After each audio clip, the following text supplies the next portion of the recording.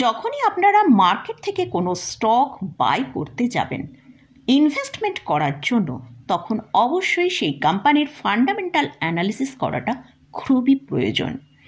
কারণ আপনারা আপনাদের কষ্টের অর্জিত পয়সা ইনভেস্টমেন্ট করছেন ভবিষ্যতে ভালো রিটার্ন পাওয়ার জন্য।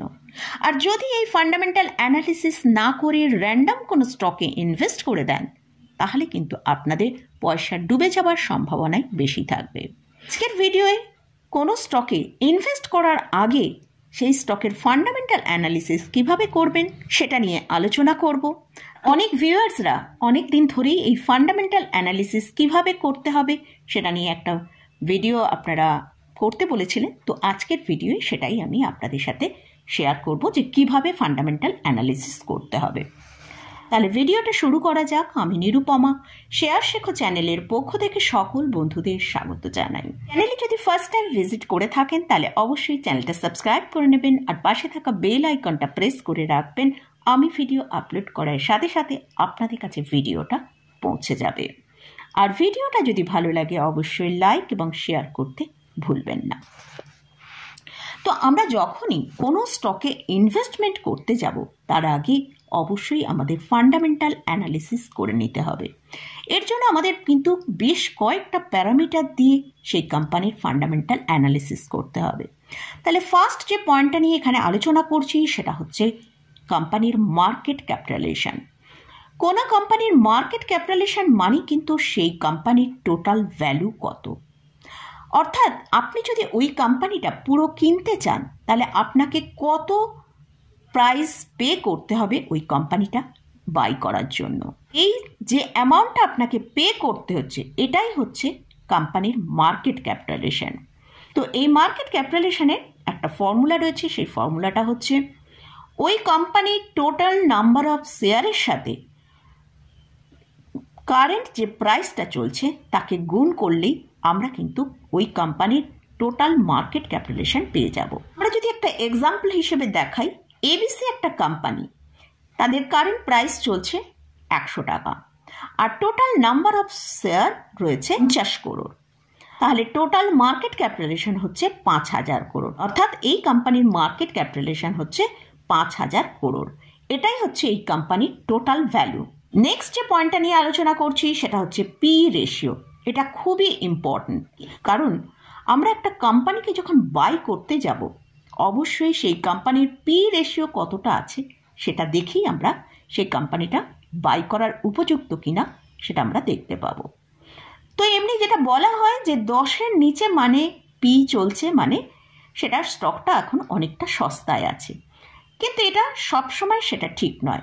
অনেক সময় দেখা যায় কোনো স্টকের পি অনেক ওপরে ট্রেড করছে, কারণ মার্কেট মনে করছে এইসব স্টকগুলো আগামী দিনে একটা ভালো রিটার্ন দিতে পারে, তাই তার পি এখন অনেকটা হাইতে ট্রেড করছে।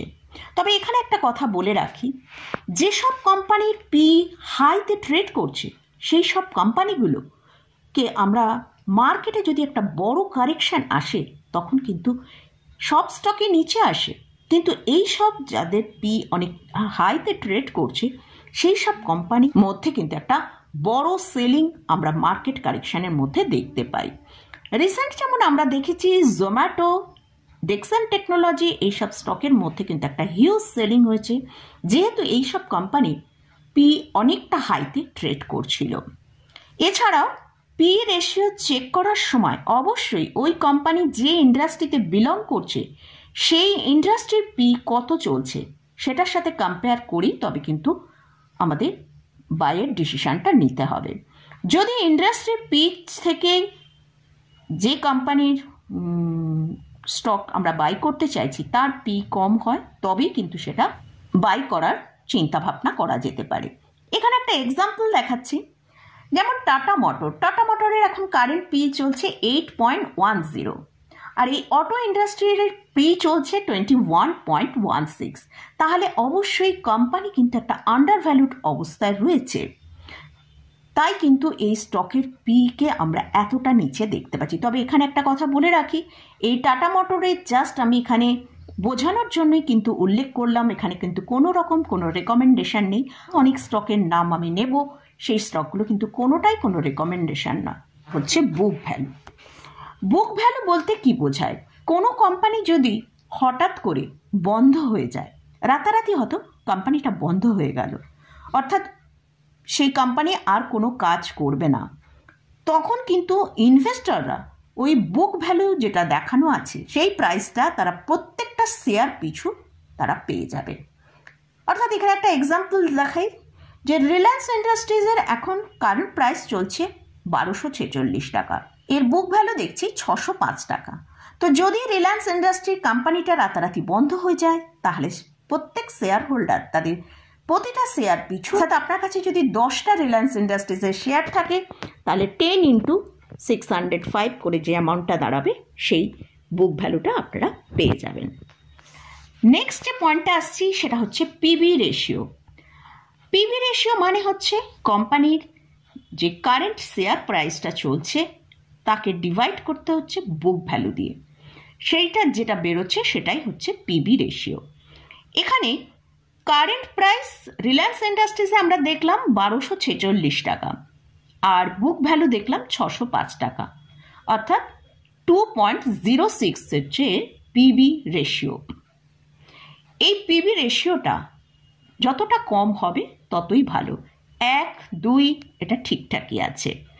আর বুক ভ্যালু কিন্তু যতটা বেশি হবে সেটা কিন্তু একটা শেয়ার হোল্ডারদের পক্ষে সেটা কিন্তু খুবই ভালো, কারণ কোম্পানি যদি বন্ধ হয়ে যায় তাহলে কিন্তু সেই যা বুক ভ্যালু তো রয়েছে এবং প্রতিটা শেয়ার পিছু সেই ভ্যালুটা কিন্তু কোম্পানি তাকে পে করবে। নেক্সট যে পয়েন্টটা নিয়ে আসছি সেটা হচ্ছে ডেট টু ইকুইটি রেশিও। এটাও কিন্তু খুব ইম্পর্টেন্ট একটা পয়েন্ট।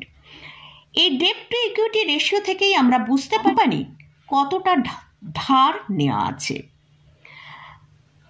এই ডেট টু ইকুইটি রেশিওর একটা ফর্মুলা আছে, সেই ফর্মুলাটা হচ্ছে কোম্পানির যে টোটাল ডেট তার থেকে ডিভাইড করতে হবে টোটাল যে ইকুইটি রয়েছে, এটা পাওয়া যাবে সেটাই হচ্ছে ডেট টু ইকুইটি রেশিও। অর্থাৎ কোম্পানি কত টাকা ধার নিয়েছে সেইটাকে তার থেকে ডিভাইড করতে হবে কোম্পানি ইকুইটির মাধ্যমে তার শেয়ার হোল্ডারদের থেকে কত টাকা লাগিয়েছে। তো এইটা ডিভাইড করে যে রেশিওটা পাওয়া যাবে সেটাই হচ্ছে একটা কোম্পানির ডেট টু ইকুইটি রেশিও। আমরা এক্সাম্পল হিসেবে একটা যদি দেখি, এবিসি একটা কোম্পানি, শেয়ার হোল্ডারদের মাধ্যমে যেটা ইনভেস্ট হয়েছে সেটা হচ্ছে 100 করোড়, আর কোম্পানি ধার নিয়েছে 150 করোড়, অর্থাৎ তাহলে যে রেশিওটা আসছে সেটা হচ্ছে 1.5। কোম্পানি শেয়ার হোল্ডারদের থেকে 1 টাকা নিয়ে বাইরে থেকে 1.5 তার ধার নিয়েছে। ডেট টু ইকুইটি রেশিও যত কম হবে ততই কিন্তু একটা কোম্পানির পক্ষে ভালো, কারণ যত বেশি এই ডেট মানে কোম্পানির থাকবে তাকে তত বেশি ইন্টারেস্ট পে করতে হবে, সেটা গিয়ে তার প্রফিটের ওপর একটা চাপ সৃষ্টি করবে।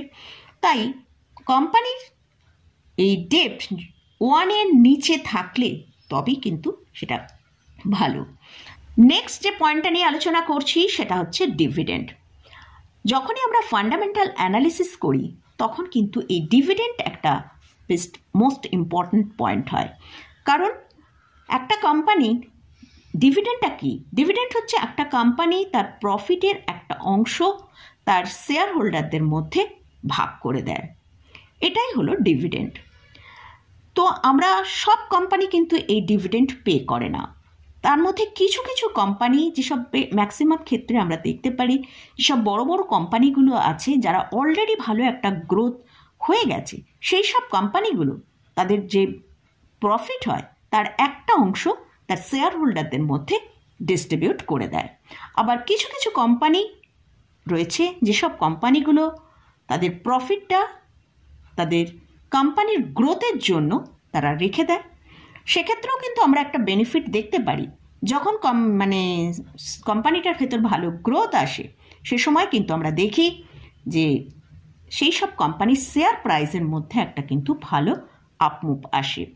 তো যাই হোক, ডিভিডেন্ড যারা দিচ্ছে সেগুলোও বেটার কোম্পানি, আর ডিভিডেন্ড যারা দিচ্ছে না তারা কিন্তু তাদের কোম্পানিকে গ্রোথ করার জন্য আরও বড় করার জন্য তারা প্রফিটটাকে রেখে দিচ্ছে। হ্যাঁ, ডিভিডেন্ড পে করলে শেয়ার হোল্ডারদের একটা এক্সট্রা পাওনা হয়, তো সেগুলো বড় বড় কোম্পানিগুলোই বেশি কিন্তু পে করে থাকে। নেক্সট যে পয়েন্টটা নিয়ে আলোচনা করছি সেটা হচ্ছে ROE রেশিও, অর্থাৎ রিটার্ন অন ইকুইটি রেশিও। এর মানে হচ্ছে একটা কোম্পানি যতটা নেট প্রফিট করছে তার শেয়ার হোল্ডারদের পয়সার ওপর কতটা রিটার্ন দিচ্ছে, সেটাই হচ্ছে return on equity. Return on ইকুইটিরও একটা ফর্মুলা রয়েছে, যেটা হচ্ছে কোম্পানির নেট প্রফিট ডিভাইডেড শেয়ার হোল্ডারদের ইকুইটি, ডিভাইডেড করে যেটা বেরোলো সেটাই হচ্ছে ROE, অর্থাৎ রিটার্ন অন ইকুইটি রেশিও। অতএব যে কোম্পানির রিটার্ন অন ইকুইটি রেশিও যত বেশি হবে সেই কোম্পানিকে কিন্তু আমরা সেই কোম্পানি ততটা ভালো হিসেবেই আমরা দেখব। রিটার্ন অন ইকুইটি রেশিও যতটা বেশি হয় ততই ভালো, অর্থাৎ মিনিমাম আমরা দেখব 20%-এর ওপরে হলেই কিন্তু সেই কোম্পানির রিটার্ন অন রেশিও খুব ভালো রয়েছে। পয়েন্টটা নিয়ে আলোচনা করছি সেটা হচ্ছে EPS, আর্নিং পার শেয়ার। কোম্পানি প্রত্যেকটা শেয়ারের উপর কত টাকা করে ইনকাম করছে সেটাকেই বলা হয় আর্নিং পার শেয়ার। এর যে ফর্মুলাটা রয়েছে সেটা হচ্ছে কোম্পানির যে নেট ইনকাম তার থেকে ডিভাইডেড করা হচ্ছে টোটাল নাম্বার অফ শেয়ার, যেটা বেরোচ্ছে সেটাই হচ্ছে EPS। আমরা এক্সাম্পল হিসেবে এখানে টাটা মোটরকে দেখতে পারি। টাটা মোটরের কারেন্ট প্রাইস চলছে 734 টাকা। এই কোম্পানির EPS হচ্ছে 90.57, অর্থাৎ টাটা মোটর তার প্রতিটা শেয়ার, অর্থাৎ 734 টাকা করে শেয়ারের প্রাইস, এই 734 টাকায় সে প্রত্যেকটা শেয়ার থেকেই কিন্তু 90 টাকা করে ইনকাম করছে। তো এটাই হচ্ছে EPS। তো মোটামুটি এইসব প্যারামিটারগুলো দিয়ে আমাদের অবশ্যই চেক করতে হবে। এছাড়াও ফাইন্যান্সিয়াল পজিশন থেকে যেমন কোম্পানির কোয়ার্টারলি প্রফিট অ্যান্ড লস, এগুলোও আমাদের চেক করতে হবে। এছাড়াও ব্যালেন্স শিট এবং শেয়ার হোল্ডিং প্যাটার্ন নিয়েও নেক্সট ভিডিওয়ে আলোচনা করব। অলরেডি আজকের ভিডিওটা অনেকটা বড় হয়ে গেছে, তাই আজকের ভিডিও এখানেই শেষ করছি। তো ভিডিওটা যদি ভালো লাগে অবশ্যই লাইক করবেন, শেয়ার করবেন, সাবস্ক্রাইব করবেন। ধন্যবাদ।